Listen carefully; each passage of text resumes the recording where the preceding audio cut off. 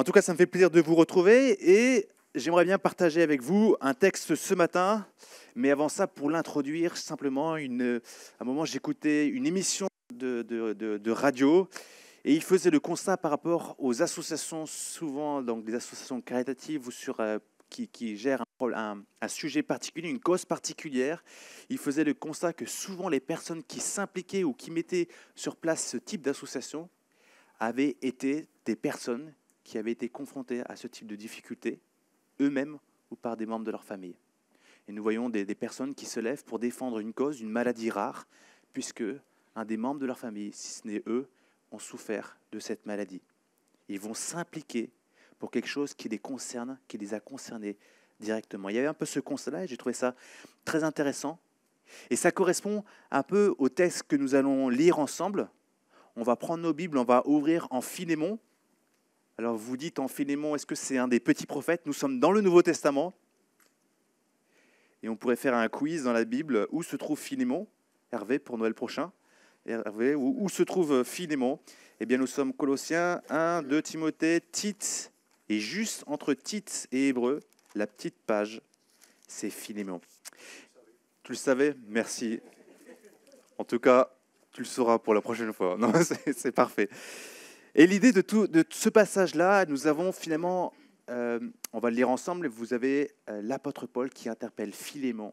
Et Philémon est un disciple de Christ. Et il est amené à agir de ce qu'il a vécu lui-même avec Christ. Comme Christ nous a aimés, aimons de la même façon. Vous arrivez maintenant à faire le lien, les associations dans lesquelles les personnes sont impliquées parce qu'elles ont vécu elles-mêmes les choses, elles veulent donner, elles savent, elles comprennent très bien. Nous, en tant que chrétiens, nous avons été et nous sommes au bénéfice de l'amour de Christ. Et nous sommes ainsi encouragés, interpellés, invités à aimer et à prendre soin de notre frère, de notre sœur. C'est le cas de notre lettre ici, l'épître aux Philémon, et on va lire ensemble Philémon à partir du verset 1.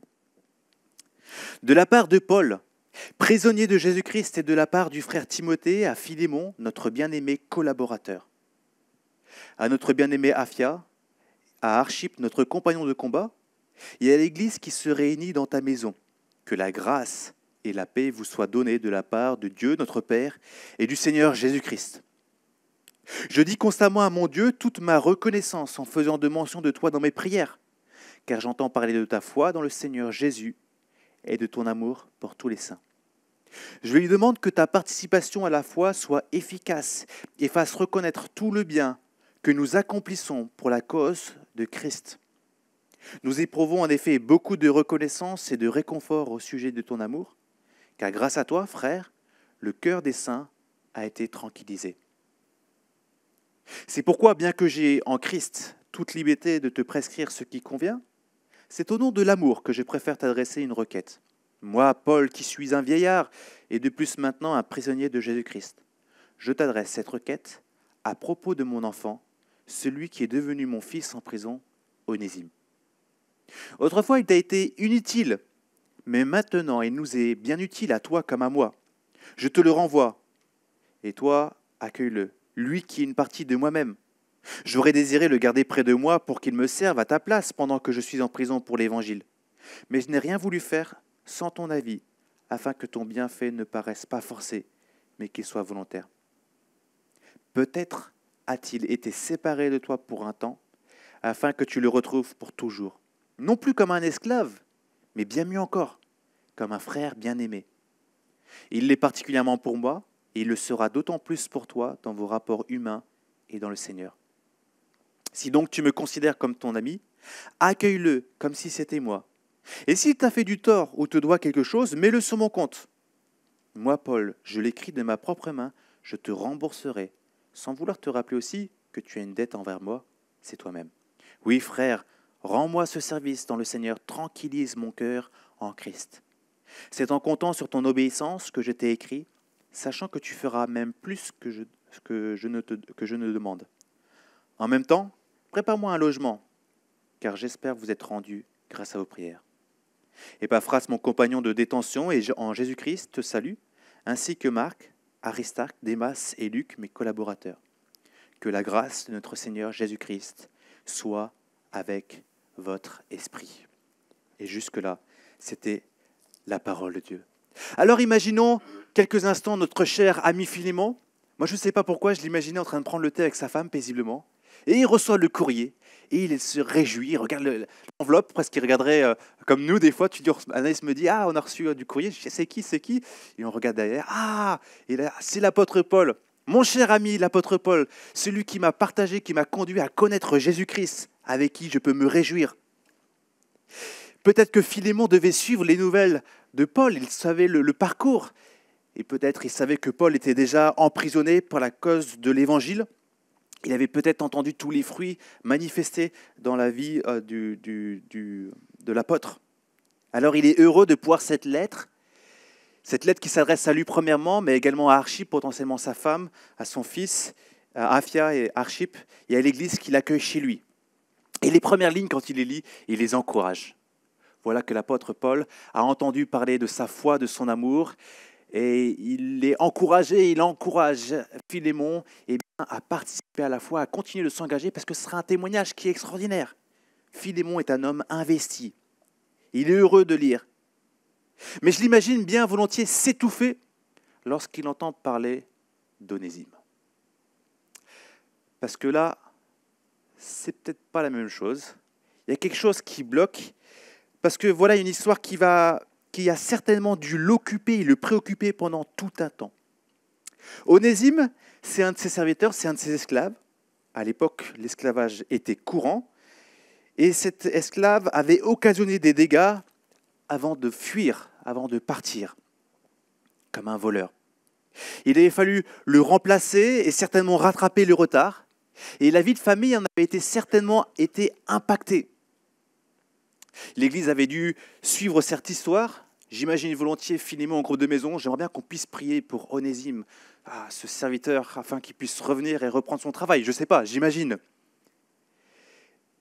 Et chacun, en voyant le temps qui passe, avait dû tourner la page de l'offense de cet esclave rebelle. Voilà. Il est parti, il y a eu ses torts, on a réparé, on passe à autre chose.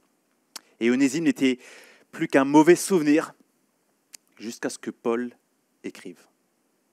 Onésime avait rencontré Paul et avait à son tour compris et accepté par le moyen de la foi l'Évangile, le grand prix que Jésus a payé pour nous afin que nous puissions être réconciliés avec Dieu le Père. Bien qu'étant esclave et toujours la propriété de Philémon, Paul lui demande de recevoir Onésime comme un frère en Christ. Et là, il y a du défi. Premier point de notre prédication, Christ nous a aimés. Christ nous a aimés. Comme Christ nous a aimés, aimons les autres. Premier point, Christ nous a aimés.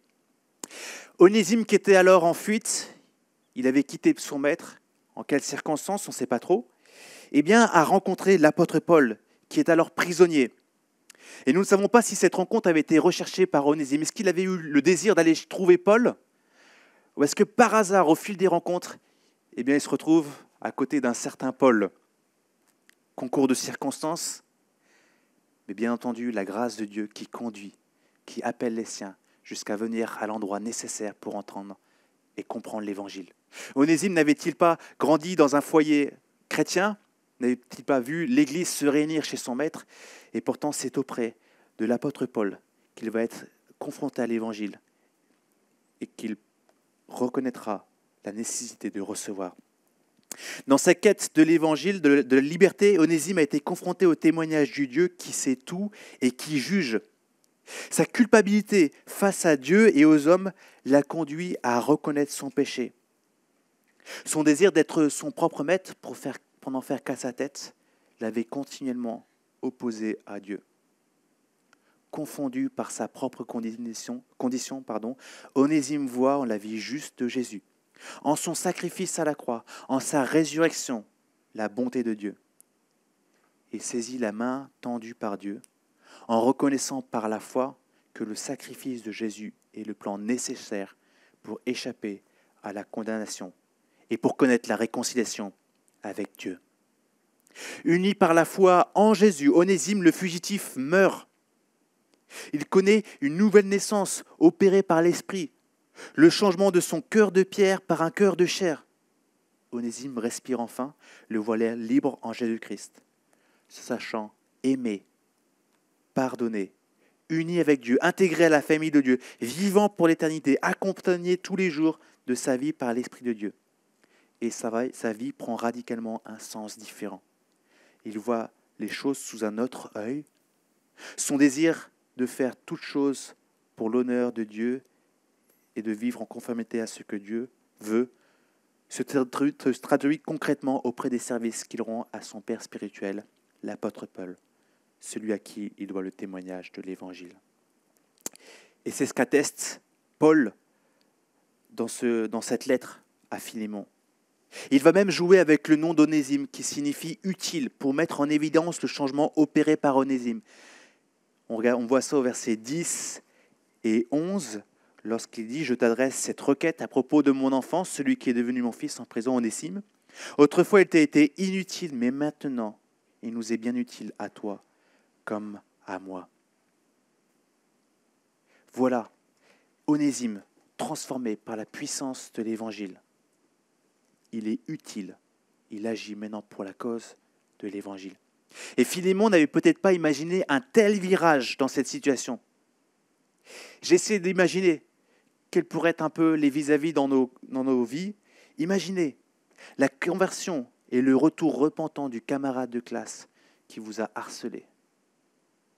Ou alors celui du collègue qui vous a fait des misères, qui vous a porté un faux témoignage contre vous. Imaginez ces situations difficiles de personnes pour qui on aurait dû peut-être se défier de les accueillir s'ils venaient à Christ. Et ce qui est intéressant, c'est que tout au long de cette lettre, Philémon, comme l'a noté Merrill Chapin-Tenney, un commentateur et enseignant du Nouveau Testament, retrouve tous les aspects du pardon en Christ. Regardez, au verset 10, « Je t'adresse cette requête à propos de mon enfant, celui qui est devenu mon fils, Onésime. » Il reconnaît toute la compassion et l'intercession. Quand il voit le verset 18, « Et s'il t'a fait du tort, ou tu dois quelque chose, mets-le sur mon compte. Moi, Paul, je l'écris de ma propre main, je te rembourserai. » Il voit la substitution, Christ qui paye à la place. Et quand il lit au verset 15, « Peut-être a-t-il été séparé de toi pour un temps, afin que tu le retrouves pour toujours. » Eh bien, il voit l'aspect de la restauration dans la faveur du Maître. Et quand il voit la suite, le verset 16, « Non plus comme un esclave, mais bien mieux encore, comme un frère bien-aimé. » Il l'est particulièrement pour moi, il le sera d'autant plus pour toi dans vos rapports humains dans le Seigneur. Et il reconnaît l'introduction dans une relation nouvelle. Philémon, ce maître riche, impliqué, n'était-il pas autrefois un esclave ? Esclave dont l'offense à Dieu lui était impossible de rembourser. Et comme on l'a vu ce matin durant notre présidence, sans l'intervention de Jésus-Christ qui paye de sa propre vie pour le délivrer de l'esclavage du péché, Philémon n'aurait jamais pu payer sa dette envers Dieu et il n'aurait jamais pu quitter les chaînes de l'esclavage du péché. Cela fait écho dans la vie de Philémon. Et Philémon lui-même se souvient peut-être du propre cheminement de l'apôtre Paul. N'était-ce pas également son témoignage, l'apôtre Paul, lui fier religieux qui avait dû être mis à terre pour reconnaître son erreur? Il avait dû se dévêtir de la croyance de son salut par l'appartenance au peuple de Dieu pour revêtir de la justice de Dieu reçue par le moyen de la foi en Jésus-Christ. Il avait dû se dévêtir de la croyance de son salut par ses belles œuvres religieuses pour revêtir la grâce de Dieu, seul espoir pour vivre une vie nouvelle avec Dieu. Ainsi, Onésime, l'esclave, Philémon, le riche propriétaire, Paul, le prisonnier, témoin de Christ, ont chacun d'eux rencontré Jésus-Christ et sont devenus enfants de Dieu. Onésime, Philémon et Paul ne sont pas définis devant Dieu selon leur origine, leur statut social, leur richesse ou leur pouvoir, mais Dieu voit en chacun d'eux l'œuvre de salut en Jésus-Christ. Et en Christ, ils sont frères. La Bible déclare que devant Dieu, parmi les hommes nés de nouveau, il n'y a plus ni juif, ni non-juif, ni circoncis, ni incirconcis, ni étranger, ni sauvage, ni esclave, ni homme libre, mais Christ est tout en tous. Rassurons-nous, il n'y a plus de pauvres ou de riches, de beaux ou de moches, d'intelligents ou de simples, d'extravertis ou de timides, de travailleurs ou de sans-emploi, de noirs, de blancs, de jeunes, de vieux, de célibataires, de mariés, de veufs, de personnes en bonne santé ou de malades. Mais ensemble, le peuple de Dieu, frères et sœurs. Et c'est un peu comme cette entreprise familiale. Le père est directeur, son épouse, la conseillère artistique, l'aîné, l'ingénieur, le deuxième, comptable, et le dernier, commercial. La deuxième, c'est la fille qui est comptable. Quoiqu'ayant un rôle différent, ils ont tous part à la vie de famille et ont l'occasion de passer des vacances ensemble, de vivre des bonnes choses que le restant des employés ne peuvent pas vivre, car ils ne font pas partie du cercle familial. Mais voilà qu'un des employés gagne le cœur de la comptable, la fille du patron, et l'épouse. Et alors, pour les prochaines vacances familiales, il aura l'occasion de randonner avec son patron et beau-père, d'aller nager avec sa belle-mère. Et notre employé reste bel et bien salarié de l'entreprise, mais il est au bénéfice de la vie de famille par son mariage. Il en est de même avec Dieu. Nous gardons nos différences, nous restons hommes, femmes, nos métiers, etc., notre histoire, mais en devenant ces enfants adoptifs, nous sommes à bénéfice égaux de la famille de Dieu. Alors pour cette première partie, se posent différentes questions. Que nous soyons en quête de liberté, riches ou juste sur la base de toutes les belles choses que nous faisons, l'Évangile est pour nous et pour toi. Il y a une première interpellation. Qu'est-ce qu'on fait de ce bel Évangile qui nous interpelle ? Recevons la vraie liberté, la pleine richesse et la justice complète de Dieu en Jésus, aujourd'hui et pour l'éternité. C'est la base de tout. Comment vivre la paix, l'amour avec Dieu si nous ne sommes pas à lui ? Comment pouvons-nous aimer les autres si nous ne sommes pas à lui ? Le point important est la rencontre, aussi bien d'Onésime, de Philémon et de Paul, avec Jésus-Christ, la repentance et le salut par le moyen de la foi. Et c'est une grâce de Dieu. Regardons maintenant ceux qui sont nés de nouveau en Jésus-Christ, en les reconnaissant comme des frères et des sœurs. Bien que nous ayons des places différentes dans la société et des responsabilités différentes en Christ, nous sommes frères et sœurs. Nous pouvons nous réjouir de la manière dont Dieu est intervenu dans la vie de notre frère, de notre sœur. Et la dernière application, puisque des fois, peut-être vous entendez tout ça et vous dites, oui, c'est classique. Mais nous avons constamment besoin de nous rappeler de l'Évangile et de notre conversion pour vivre dans la foi et l'amour pour notre prochain. L'Évangile devrait nous motiver jour après jour. On devrait le renouveler, son souvenir, garder en tête et nous réjouir, être dans la reconnaissance comme nous invitait Ben. Puisque Christ nous a aimés, aimons de la même façon. Notre deuxième point, aimons de la même façon. Imaginons maintenant Onésime, cet esclave. Il a de la route à faire. Il retourne sur ses pas pour rejoindre son maître Philémon. Plein de souvenirs doivent lui venir en tête. Il se souvient certainement de son attitude passée, de ses paroles, de ce qu'il a fait avant de partir. Peut-être de ses espoirs, de ses rêves de liberté avant de fuir en disant « je vais faire par moi-même ». Et pourtant il revient auprès de son maître. Peut-être qu'il se demande comment il sera reçu, comment les autres membres de la famille, les autres esclaves, les gens de son entourage vont le recevoir, vont le voir. Il sait qu'un maître peut... Là, normalement, il devrait y avoir une sentence considérable. Et il se pose plein de questions, certainement. Paul l'avait empressé à retrouver son maître afin de régler légalement cette affaire. Un esclave fugitif courait de grands risques s'il était attrapé. Mais surtout, l'idée de l'apôtre Paul était de permettre à Onésime et à Philémon de vivre le pardon. Et même si Onésime part avec une garantie de réparation matérielle de Paul, Onésime a dû néanmoins mettre de côté son orgueil pour reconnaître ses fautes et pour se présenter devant Philémon et le confesser. Onésime sait que c'est Dieu, que c'est ce que Dieu veut. Peut-être qu'il a entendu, qu'il connaît Proverbe 28, 13 qui nous dit « Celui qui cache ses transgressions ne réussira pas, mais on aura compassion de celui qui les reconnaît et les abandonne. » Toujours en prison, l'apôtre Paul, lui, doit se séparer d'un frère qu'il apprécie beaucoup, qui est utile pour la cause de l'Évangile, qu'il affectionne. Légalement, déjà, on avait dit qu'il ne peut pas garder Onésime auprès de lui au risque d'être accusé de complicité de fuite. Mais ensuite, Paul sait qu'en conduisant Onésime et Philémon à vivre le pardon et à se réconcilier, il agit pour le bien de l'Église et pour la croissance spirituelle des frères et pour l'honneur de Christ. Son implication est telle qu'il demande à son ami de l'accueillir comme lui-même, un peu comme si on conseillait quelqu'un. D'une certaine manière, sa réputation et son jugement sont en jeu. Et il va même plus loin en prenant à sa charge tous les dégâts qu'aurait pu causer Onésime lors de sa fuite. Paul agit ainsi selon l'exemple de Jésus-Christ. 2 Corinthiens 5, 21. Celui qui n'a pas connu le péché, donc Jésus-Christ, Dieu l'a fait devenir péché pour nous afin qu'en lui, nous devenions justice de Dieu.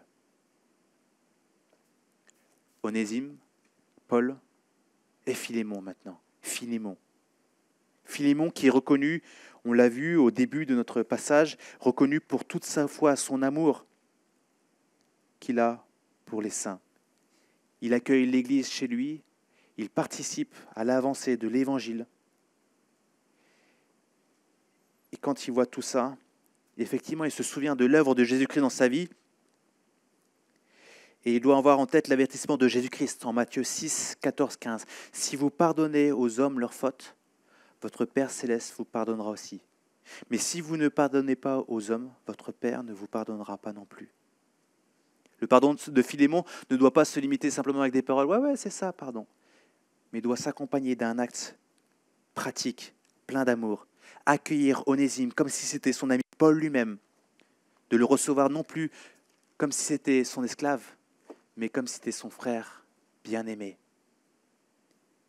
Si donc tu me considères comme ton ami, accueille-le comme si c'était moi. Et si tu as fait du tort ou te dois quelque chose, mets-le sur mon compte, nous dit l'apôtre Paul. Philémon devait être conscient de l'impact de l'accueil d'Onésime. Les autres maîtres pourraient dire « mais tu es vraiment un faible. Tu manques de dureté. Comment tu peux laisser un esclave agir ainsi ?» Et parmi ses propres esclaves, l'exemple d'Onésime pouvait faire lever un vent de révolte, de rébellion. Paul savait de Philémon qu'il agirait de la bonne façon. Et dès le début de la lettre, Paul montre dans quel sens il prie pour lui. Au verset 6, je lui demande que ta participation à la foi soit efficace et fasse reconnaître tout le bien que nous accomplissons pour la cause de Jésus-Christ. Ce verset un peu compliqué qu'Alfred Kuhn en précise l'idée. L'idée est que la foi de Philémon, inspirant ses actes d'amour, montre à tous les chrétiens que la vie nouvelle produite par l'Évangile est une force agissante et que cela serve à l'expansion de cet Évangile. L'idée est que la foi de Philémon, inspirant ses actes d'amour, montre à tous les chrétiens que la vie nouvelle produite par l'Évangile est une force agissante et que cela serve à l'expansion de cet Évangile. Le théologien Godet donne l'indication suivante, intéressante dans ce contexte. En renvoyant Onésime à son maître, Paul reconnaît, il respecte l'institution existante. Mais le langage dont il use ne laisse en réalité à Philémon d'autre parti à prendre que celui d'affranchir son esclave rentré dans l'ordre. Le souffle de fraternité, de charité et d'égalité chrétienne qui anime ces lignes est incompatible à la longue avec le maintien de l'esclavage. On sent à lire qu'avec le temps, cette épître aura la portée d'un premier manifeste en faveur de l'abolition de l'esclavage. Plusieurs églises, dans l'avenir, vont même récolter des fonds en vue de pouvoir payer pour que les esclaves puissent être affranchis. Nous avons juste cette lettre, cette demande qui est là, et nous pouvons imaginer tous ces dilemmes qui sont pour Philémon. Onésime paye le prix parce qu'il doit se repentir et être confronté pour se confesser devant celui à qui il a des torts. Paul prend des risques et se détache d'un frère bien-aimé et le remet, il met sa réputation en jeu. Philémon doit être prêt à faire face peut-être à la critique, peut-être à un prix fort à payer si il reconnaît Philémon, Onésime, lui rend la liberté. La tradition nous rapporte qu'Onésime serait devenu un responsable important d'Éphèse.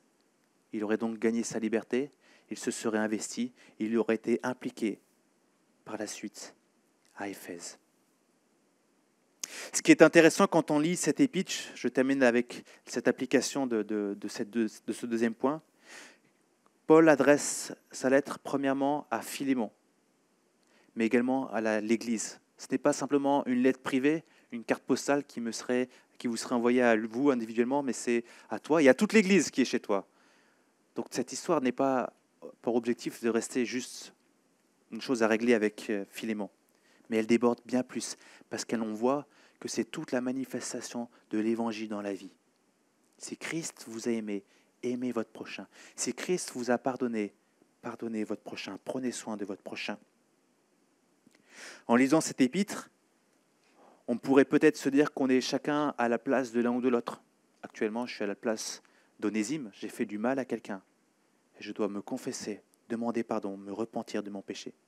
Peut-être vous êtes à la place d'un Philémon. On vous a blessé, on vous a demandé pardon. Mais c'est difficile, vu les torts qui ont été faits. Ou peut-être que vous êtes à la place de Paul, au milieu d'un conflit, d'une tension entre frères et sœurs, vous entendez des choses, et là vous pouvez dire, je vais faire l'autruche ou bon courage, vous pouvez être ambassadeur de la paix, du pardon et de la réconciliation. Tour à tour, finalement, nous sommes Onésime, Philémon et l'apôtre Paul. Tour à tour, nous devons nous repentir, pardonner, participer à la paix dans l'Église. Christ nous a aimés et nous sommes amenés à aimer. Philémon, vous l'aurez remarqué, c'est une épître qui est courte, discrète, une page qui se glisse entre Hébreux et Tite. Mais pourtant, elle est explosive dans la manière concrète de vivre l'Évangile. Elle nous appelle à vivre concrètement l'Évangile dans notre vie. Le salut offert en Jésus-Christ pour nous réconcilier avec Dieu ne peut pas nous laisser de marbre. Et comme Christ nous a aimés, aimons de la même façon. Si du moins nous avons reçu l'amour de Christ par la foi. Recevoir son amour nous amène à aimer notre frère et notre sœur. Cela nécessite de mettre notre orgueil, notre individualisme de côté. Alors aujourd'hui, je prie que Dieu mette en lumière où nous en sommes avec lui pour recevoir la grâce de son évangile, de son amour, mais qu'il nous mette au clair dans nos relations que nous avons avec les uns les autres. Dieu nous met à cœur. L'Esprit travaille dans nos vies pour nous convaincre de notre péché, pour nous convaincre d'aimer notre frère et sœur, pour nous convaincre d'être des artisans de paix, encourageant le pardon et la réconciliation. Jésus nous disait en Jean 13, 34, 35, où il nous dit, encore aujourd'hui, « Je vous donne un commandement nouveau, aimez-vous les uns les autres comme je vous ai aimés. Vous aussi, aimez-vous les uns les autres. À ceci, tous connaîtront que vous êtes mes disciples, si vous avez de l'amour les uns pour les autres. » Et je suis persuadé que l'attitude de Philémon vis-à-vis d'Onésime a eu un impact fort dans l'Église, dans la région, quand ils ont entendu l'Évangile bouleverse nos vies. L'Évangile ne laisse pas de marbre. L'Évangile est puissant. Que Dieu nous conduise à lui, que par la foi nous saisissions sa grâce et que nous venions en toute repentance à pardonner, à prendre soin, à être des ambassadeurs de la réconciliation. Que Dieu nous bénisse.